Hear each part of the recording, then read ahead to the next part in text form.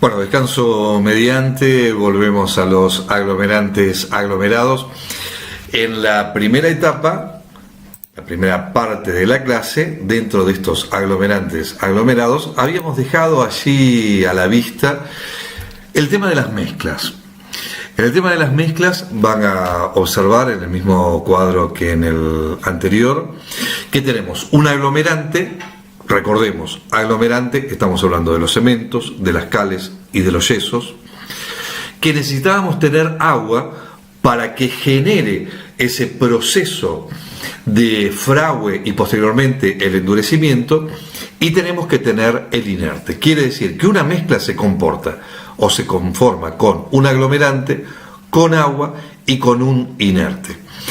A esta parte, esto de tener un aglomerante, de tener agua para esa reacción química y contener un inerte, este inerte es cuando es un agregado fino, lo llamamos a esta pasta aglomerante como un mortero.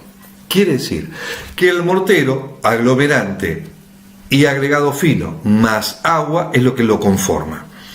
Si a este mortero, quiere decir que este aglomerante y este agregado fino, que el agregado fino básicamente pueden ser arenas, tanto de río como de mar, le agrego a su vez un agregado grueso, como en el caso de las piedras, ese mortero va a pasar a ser un hormigón. Por lo tanto, la diferencia entre un mortero y un hormigón, la característica se lo da el agregado. Si contiene agregado fino, insistimos, es una mezcla, es un mortero. Sirve para los revoques, tanto gruesos, finos, mezclas de asiento, el azotado hidrófugo, esto que hemos hablado ya en muchas oportunidades. Si a ese mismo le agrego agregado grueso, le estoy conformando un hormigón, con una particularidad. En el hormigón, si ese hormigón posteriormente va a ser un hormigón para un contrapiso, aquello que habíamos dicho anteriormente, un hormigón pobre, por ejemplo, porque está conformado por cascotes de ladrillo, en ese caso vamos a tener un hormigón. Si el producto que yo estoy buscando es un hormigón para ser posteriormente hormigón armado, quiere decir que a su vez le voy a agregar hierros, para lo cual voy a querer pretendidamente lograr una estructura. Al agregarle hierro, ya el aglomerante tendrá que ser pura y exclusivamente del cemento, porque si yo voy a incorporar a ese hormigón, le voy a incorporar hierro, ya la cal no va a poder ser participante. ¿Por qué? Porque la cal va a acelerar el proceso de oxidación y de corrosión de los hierros, ¿sí? Por lo tanto, voy a tener un mortero, es una mezcla de aglomerante o aglomerantes. Puedo tener cemento solo, vamos a un caso particular, cemento solo con arena más un hidrófugo, voy a tener el único mortero que tiene nombre, que es concreto, ¿sí? Se utiliza para cuestiones hidrófugas, ¿sí? Si yo voy a generar algunas otras mezclas, que es lo que vamos a ir observando, si yo voy a crear mezclas para un asiento de ladrillos, vamos a recordar lo que decíamos en un principio. Si tengo una mezcla de asientos, voy a ir sumando ladrillo tras ladrillo tras ladrillo, significa que vamos a conformar una mampostería, para lo cual va a tener un importante peso en algún momento. Por lo tanto, esa mezcla va a tener que contener, puede tener cemento y cal, ¿sí? Puede estar la mezcla o la conjunción de los dos aglomerantes y un agregado fino. Ahí voy a tener el caso del cemento solo con arena, es concreto, la única mezcla que tiene nombre. Puedo generar mis morteros para revoques, que pueden ser tanto gruesos como finos, y los revoques, ahí sí puede tener como aglomerante principal la cal y el agregado del cemento, que en obra se le dice engordala un poquito. En vez de engordarla un poquito, las vamos a planificar previamente, a través de la dosificación que lo vamos a ver en unos instantes. Pero ahí voy a tener una cal que me va a dar mayor trabajabilidad, y la proporción de cemento yo la tengo que pensar en función que, si es una mezcla de asiento, y por cada parte de cal a lo mejor llevará medio de cemento, un cuarto de cemento. Si tengo un revoque que va a ser un revoque fino, puede tener un octavo de cemento, para que sea solamente darle un poquito de característica mecánica, porque tiene que ver su peso propio. Lo mismo sucede con las carpetas. Las carpetas tendrán un contenido de cemento, pero no en exceso, porque es la cal el aglutinante principal. Abajo vemos revoques que pueden ser aplicados a llana o a través de la proyección, como tenemos con las máquinas. Por lo tanto, tenemos estos morteros de cemento que podemos encontrar premoldeados de cemento, que lo vemos acá en conformaciones de vigas, premoldeados de estos pretensados, que son vigas que tienen una tensión previa que por ahí no viene mucho al caso ahora. Puedo tener carpetas hidrófugas, puedo tener ese mortero que estamos hablando que tiene nombre propio, precisamente, que es el concreto, que es el hidrófugo, porque es cemento, arena. Recuerden que hablábamos de las arenas para las contracciones, para no generar fisuras, y un aditivo que genera que en la evaporación del agua este aditivo ocupa esos espacios para que no tenga una permeabilidad dentro de esa mezcla. Y el mortero de cemento, este aglomerante de cemento, después le aporta a la mezcla de cal. ¿Qué obtenemos con los morteros con cal? Precisamente morteros de asiento y revoques gruesos y revoques finos. Acá bien, un mortero de asiento, ven como acá el operario está asentando los ladrillos, o acá otro operario está haciendo la aplicación de un revoque. ¿Qué es lo importante de todo esto?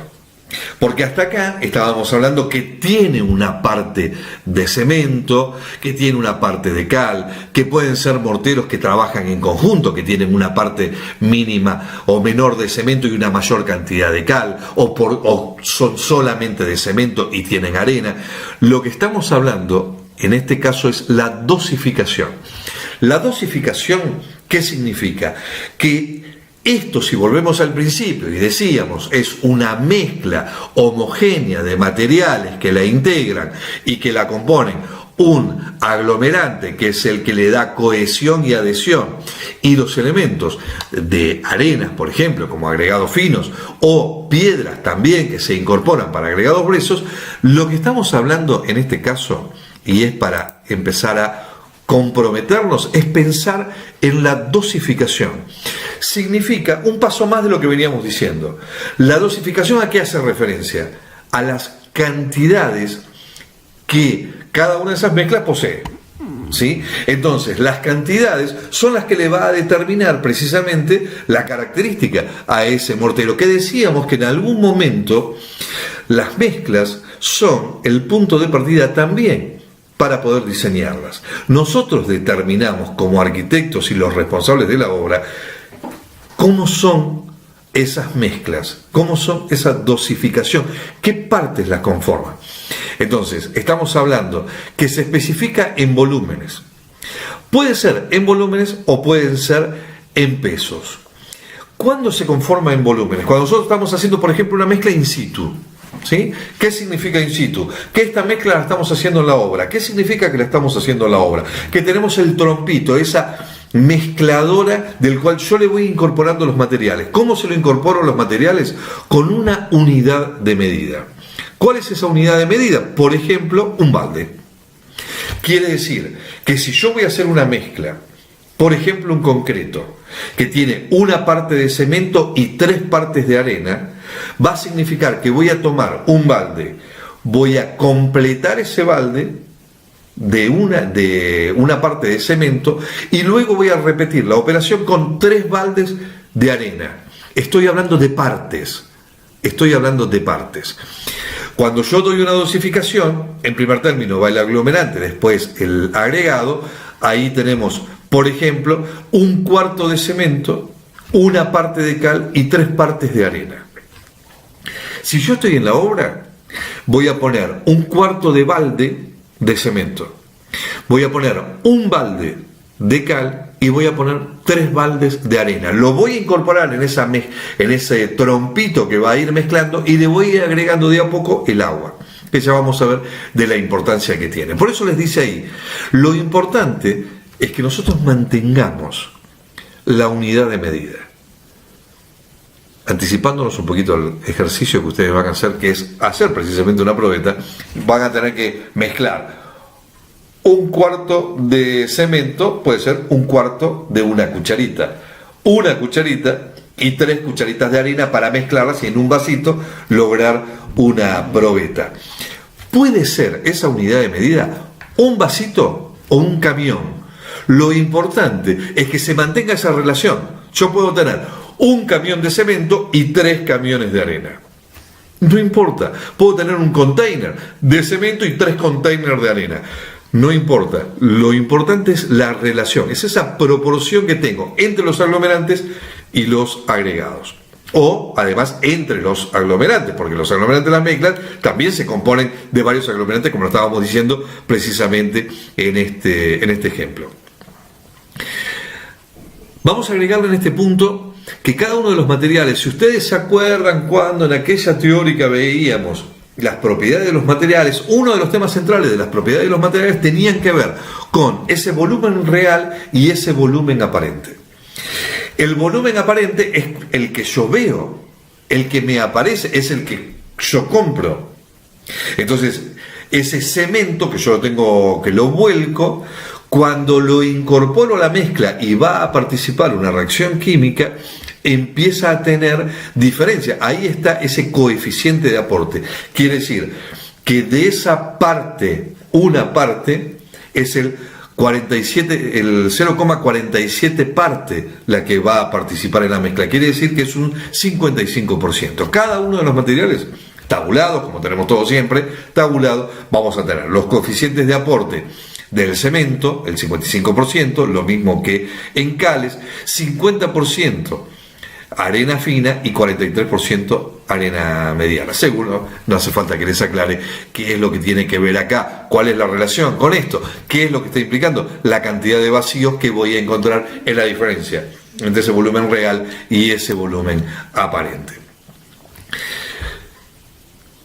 Pero no solamente la dosificación a mí me permite determinar la característica que voy a querer del resultado final de ese mortero o de ese hormigón, esa dosificación que estoy determinando qué cantidad de partes va a llevar cada uno, sino que además puedo prever cuál es el consumo que voy a tener en cada una de esas mezclas. ¿Para qué me sirve? Para saber después cuánto voy a tener que comprar de cemento, cuánto voy a tener que comprar de cal, cuánto voy a tener que comprar de arena, con la mayor precisión posible, ¿sí? En este caso van a encontrar acá un cuadro, después se van a detener claramente en verlo y lo tienen también en la ficha, donde en una primera columna figura el material. Ese material son los materiales que componen la mezcla. Son los aglomerantes en primer término, cementos y cales, los agregados, que puede ser arena, y en este caso que estamos tomando como ejemplo, un polvo de ladrillo. El polvo de ladrillo, aquel que ustedes recuerdan de una cancha de tenis, por ejemplo, también es un agregado fino que me permite otorgar volumen a una mezcla y prever en el tema de las fisuras que después en el producto de la deshidratación o el secado que tiene genera esas fisuras típicas que a veces se encuentran en los revoques o en losas de hormigón. El polvo de ladrillo no es tan estable precisamente como la arena, pero sí tiene un aporte, a veces por el lugar, a veces económico. Y hay un porcentaje, el agua está establecido en un porcentaje, un 12% de agua, que es el consumo aproximado que tiene una mezcla. En la segunda columna van a encontrar la dosificación, quiere decir que en esta mezcla en particular estamos hablando de una parte de cemento, una parte de cal, 3 partes de arena, 3 partes del polvo de ladrillo y ese 12% que es en la totalidad el 12% de la cantidad de partes, ¿sí? Por eso se establece un 0,96.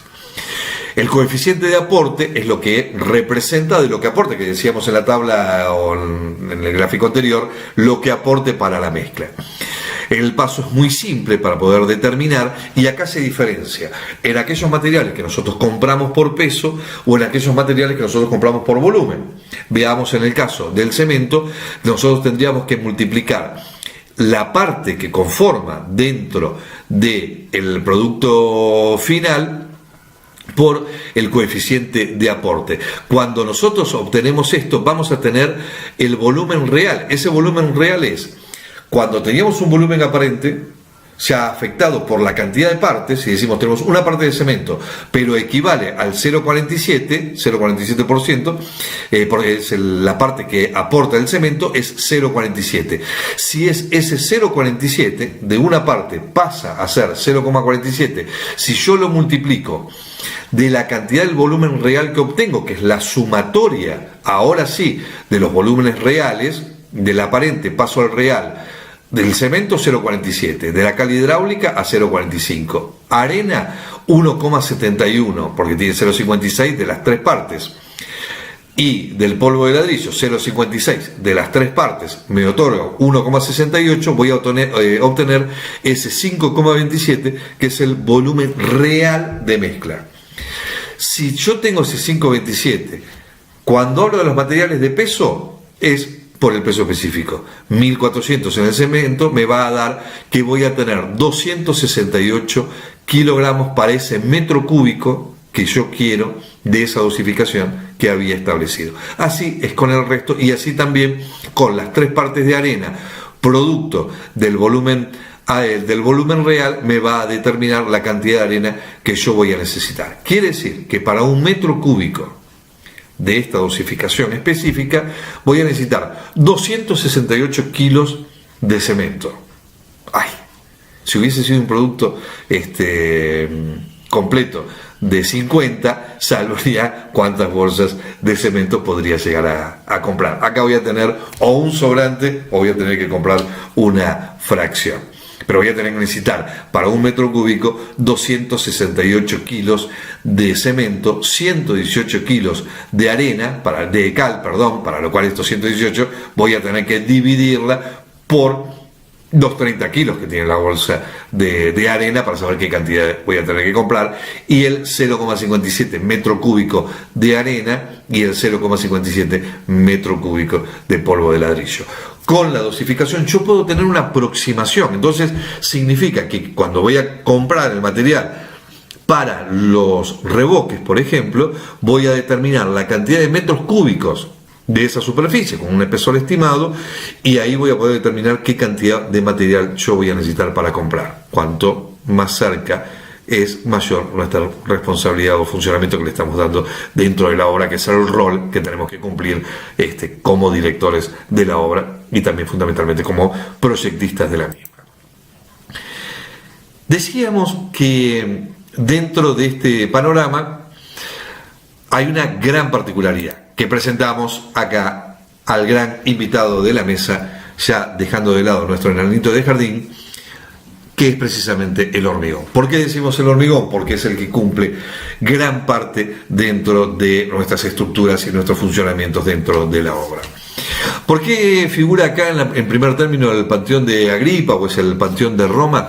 Porque el hormigón fue descubierto por los romanos, lo encontraron de forma casual, hubo un incendio, del incendio de grandes construcciones en madera, grandes construcciones en piedra, quedó todo allí mezclado y se empezó precisamente dentro de esta mezcla en una especie de cal que tenían ellos, que era utilizado a través de la calcinación de piedras calizas, y vieron que con el agua, producto de ese incendio, empezó a conformarse un nuevo material. Lo empezaron a estudiar y fueron los romanos que establecieron este Panteón de Roma, que es maravilloso, como la primera obra hecha en hormigón, a tal punto que cuando arranca esta cúpula, arranca con mayor espesor para terminar en su parte superior, donde ven la entrada acá del sol o de la luz, en mucho menor espesor, entendiendo que las cargas se van transmitiendo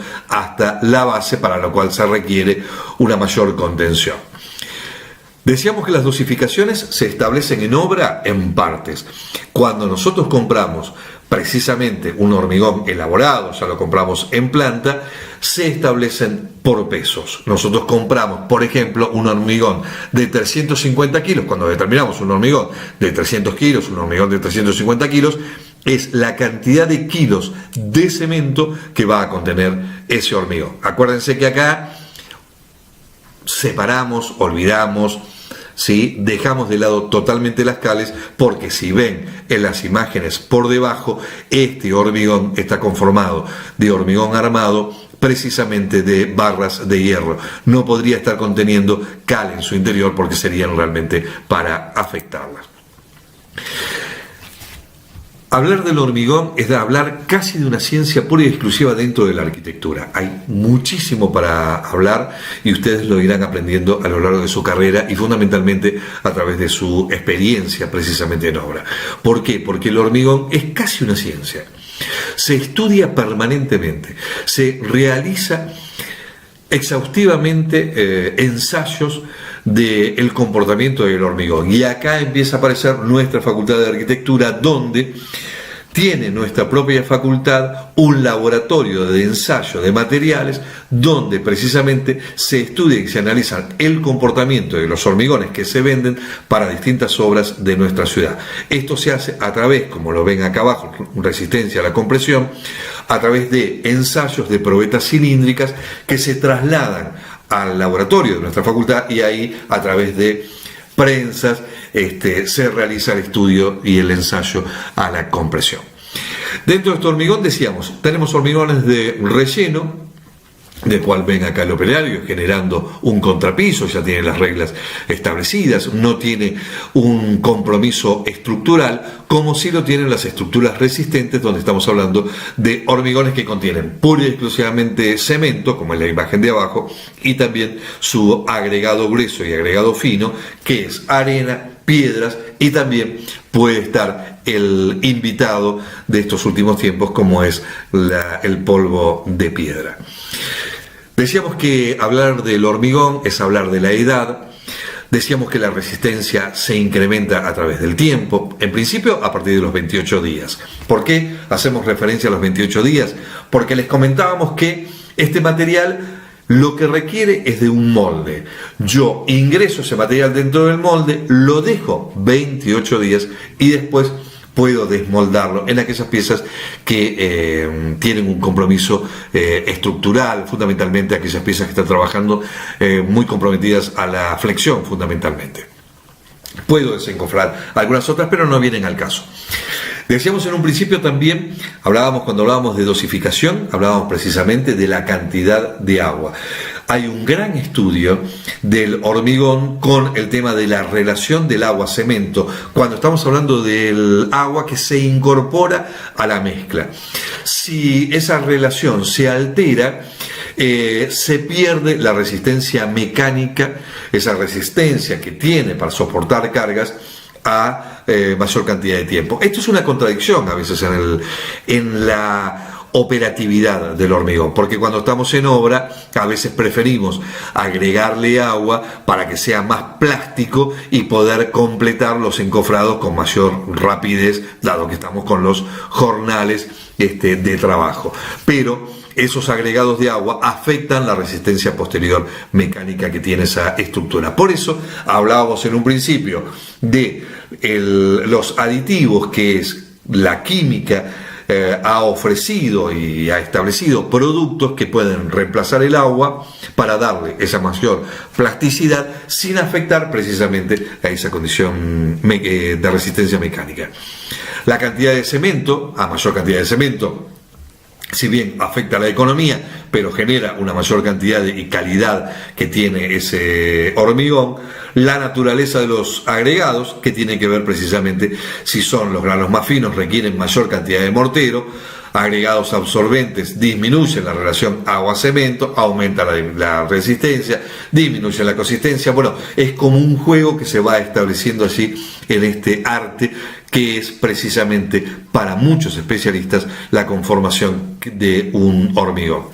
Es fundamental el curado del hormigón. Una vez que hablábamos de estos 28 días, si yo hago una losa de hormigón, cuando estoy estableciendo una losa de hormigón, puedo trabajar en los jornales. Una vez que volqué ese material dentro del encofrado, para vigas, para losas fundamentalmente, que son grandes extensiones que están en contacto con el clima, entonces se produce la evaporación rápida de esa agua que habría que controlarla. Tiene que ser en forma pausada. Al ser en forma pausada es, por ejemplo, regar cada tanto esa losa de hormigón. El regarla a nosotros nos permite que su fraguado vaya siendo un poco más lento, su endurecimiento también un proceso más lento, por lo tanto se obtiene una mucho mejor calidad posterior en la resistencia mecánica del hormigón.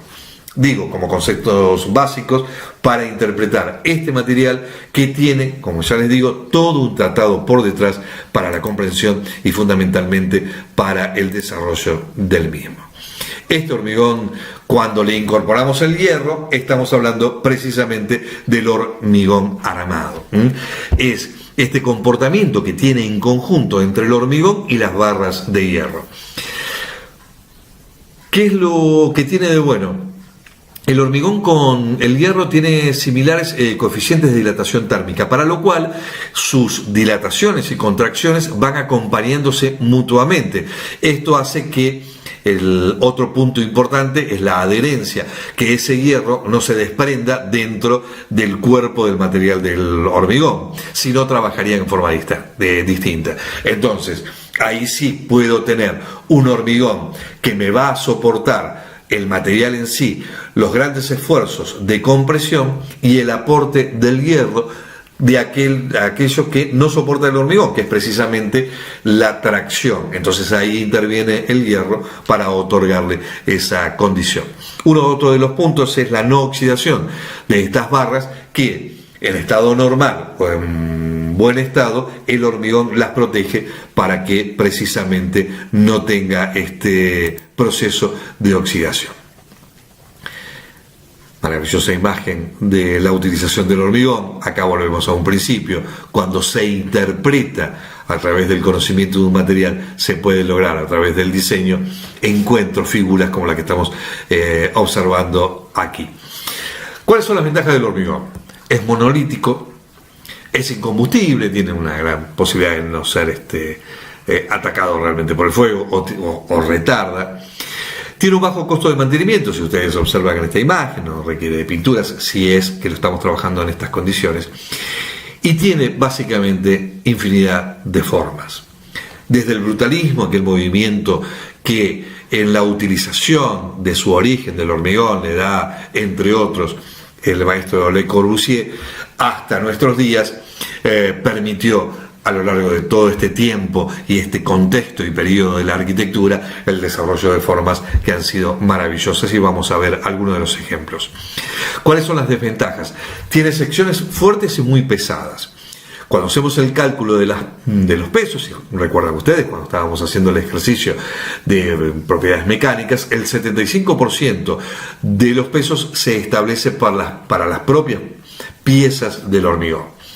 Gran cantidad de jornales de obra para poder desarrollarlo, y fundamentalmente hay una gran destrucción de madera, porque hacer estos encofrados requiere precisamente de una gran cantidad de madera para hacer tanto el encofrado como para hacer su apuntalamiento.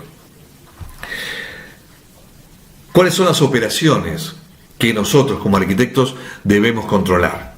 La ejecución de los encofrados, cómo es el doblado y el montaje precisamente de las armaduras por las condiciones que tienen que tener. Recuerden ustedes cuando hablábamos, por ejemplo, de los esfuerzos de corte, entonces aparecía el hormigón para cubrir eso.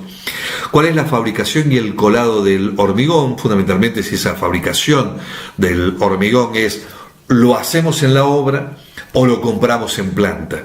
Lo hacemos en obra según los porcentajes, según la cantidad que nosotros vamos a hacer, o lo compramos y ven lo que ustedes ven por las calles, esos trompos grandes que llevan aproximadamente entre 7 y 9 metros cúbicos de hormigón. ¿Cómo es el curado que les decía? ¿Cómo es el control de ese curado posterior también al desencofrado? Pero el hormigón permite esto. En un principio ven acá un edificio toda su estructura es de hormigón, los esfuerzos se transmiten y luego el vidrio como piel envolvente. Pero el edificio es de hormigón, su envolvente es de vidrio. El Centro Cívico de Córdoba, con la plasticidad que da este material. Un material que a través de los encofrados, según como yo los maneje, puedo lograr esta plasticidad que ustedes le encuentran en este cubo que se va seccionando, que se va rotando, que ingresa, que sale, que se expresa a través de estos 45 metros de altura. Podemos lograr esto. Se puede lograr a través de este material previo, como les decía en un principio, al conocimiento que se tiene. Álvaro Sisa lo hizo en el pabellón de Portugal, allá para la Feria de Lisboa, en el año 98.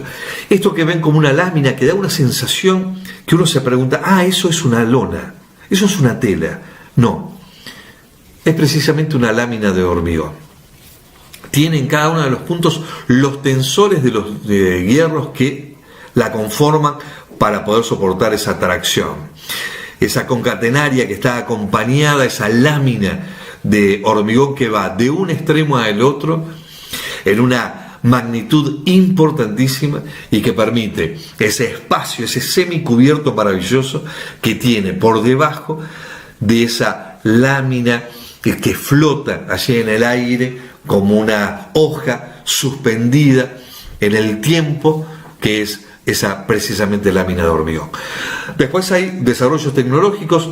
En México se produce la torre de especialidades, esto es en un hospital, es el primer edificio con revestimientos de hormigón que tiene incorporado dióxido de titanio, que este hormigón aporta a las condiciones ambientales.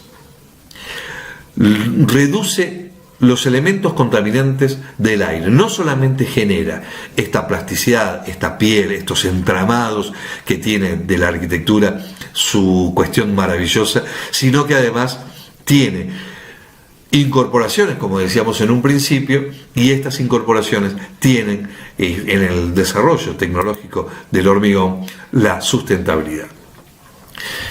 Cuando hablábamos de los aglomerados como última parte, queríamos presentarles acá que los aglomerados pueden ser, cuando tenemos estos aglomerantes de placas de yeso, cuando el aglomerante es fundamentalmente de yeso, se conocen estas placas de yeso que son utilizadas en la construcción y cada vez muchísimo más. Estas placas de 1,20 m por 2,40 m, que tienen 12,5 milímetros de espesor cuando las estoy utilizando para las paredes, que tienen 9 milímetros cuando las estoy utilizando para los cielos rasos, que tiene una estructura metálica que es de soporte, y estas placas conforman a través de una placa de roca de yeso y tienen papeles celulósicos en sus bordes para una mayor contención. Hoy comúnmente llamada placa Durlock, por una marca que es indudablemente una marca líder, pero que existe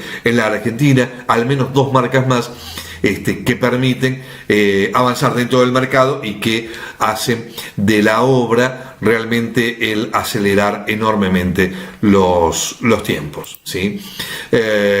Hay otros elementos, como por ejemplo los bloques de concreto celular, que también son aglomerados que, volvemos al inicio, empiezo a producir unidades, esas unidades nos conforman partes, esas partes podemos construir luego un todo, como es en esta casa de dos niveles, o este edificio que tiene una estructura de hormigón, y acá empieza a aparecer como cierre estos bloques de concreto celular llamados, que tienen una marca muy específica, es la marca del Retac, y que tiene en su interior áridos que son como agentes expansores, son óxidos de aluminio y de hierro que se incorporan, expanden dentro de la mezcla, generan una gran cantidad de aire que los hace. Imagínense un bloque importante de 50 centímetros de largo, de 25 centímetros de alto y de espesores diferentes.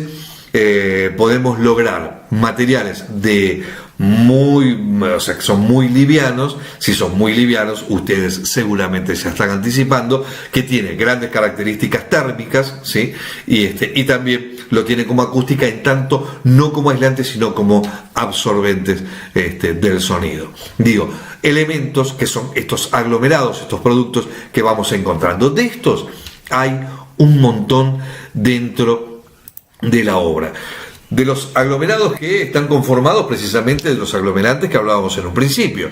¿Por qué hago referencia a esto? Porque en este caso estamos hablando, como decíamos en un inicio, aglomerantes que son cales, cementos y yesos. Pero como producto del aglomerado, de tener un aglomerante y otros agregados, caso de las maderas, por ejemplo, que van a encontrar cuando veamos oportunamente maderas, cuando estamos viendo, oportunamente maderas, y observando en ellas tenemos las placas que ya conforman, en diferencia con respecto a eso. Y a partir de allí tenemos muchos aglomerados, que es un elemento que lo aglutina a otros elementos que lo conforman y que lo tenemos como resultado. En este caso, que nos ocupa en esta clase de hoy, aglomerantes y aglomerados, hemos visto como casos especiales los bloques de concreto celular, las placas de rocas de yeso, muchísimos elementos que dentro del mercado tenemos y vamos a ir teniendo, porque precisamente vamos a ir avanzando muy fuertemente con respecto a todo esto. Llegamos al final. Hemos presentado un material que tiene condiciones impresionantes, como decíamos en un principio, que siempre tiene esta capacidad de sorprendernos. Vamos a ver una última obra, porque tiene una capacidad enorme desde muchos aspectos, pero fundamentalmente de sorprendernos. La casa sobre el arroyo, Mar del Plata. Amancio Williams la construyó, la diseñó entre el año 1943 y 1946. Observen esta casa. Material central, el hormigón armado.